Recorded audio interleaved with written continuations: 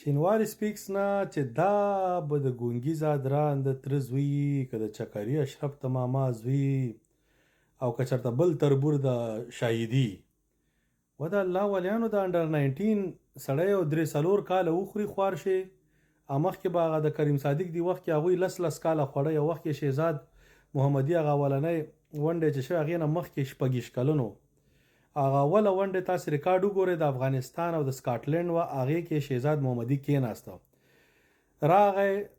ځان یې په ننګرهار کې پیدا که او 14 کلن شو مطلب 10 کاله ماینس شو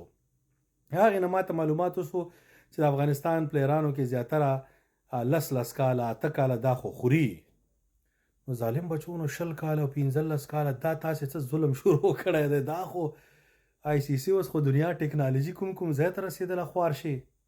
دا خدای د انډر 19 دا خو د انډر 19 کوچ باید وای دا څه چټیات مې شروع کړي دي ای د سټوډنټانو نظام خدای مې غرق نه کړه لږ سرور ښکاره کوي کرکټ ته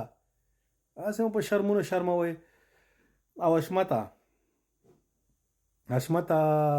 په سړیتوب پوه شه اشمته غیرت وکړه اشمته لږ سړیتوب او پښتو او انسانیت ځان کې پیدا کړه هغه بعضې راشي زمونږ اتلو او پلانکی او لرې د بوتل زو ته بوتل یې چې د هغه صفت راته کوې په کامنټ کې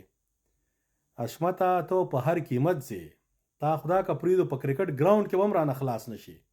دې وروسته په ګراونډ کې هم نه پرېږدي چې چېرته ګیم یې هلته هم درته غاټ ساین دغه کومه چې دا لرې که اشمته او لاړ شی اشمته او ورک شی اشمته ځکه د افغانستان د کرکټ تبعي ده در کې د اکرام علي خیل ځای نشي د درویش رسولي ځای نشي هغه وفي الله ترخیل دا خو د راشد خان صاحب سره چې باید خبره وشي چې T20 کې باید خامخا یي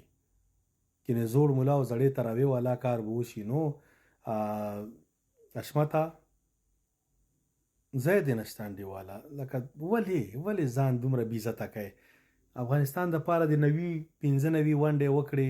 یو سیلیزه د خدای نصیب نه کړه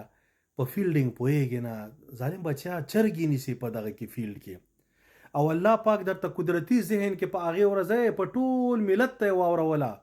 مه کوه اشمته دې څه مطلب و خو خدای پاک دغه در واچاو خدای دې نور وهي ځان لرې که دې ځای نه وځه تا دپاره هماغه وخت و په همغې باید پوه شوی وی پاکستان نه مو سیریز بایلوده سریلانکا نه مو سیریز بایلوده بس یو د ساوت افریقي سی ټیم نه یا ایرلینډ او تره زامن او نمیبیا او بل ترور زامن او دوی نه میچ ګټلو باندې وروره موږ نور نه منو نو اشمته ډېر په آیا عزت کې وځه مه دغه کوه بس پوه شوې موږ د کرکټ مینه وال یو صرف اول افغانستان وروره بل هېڅ مسله نشته وځه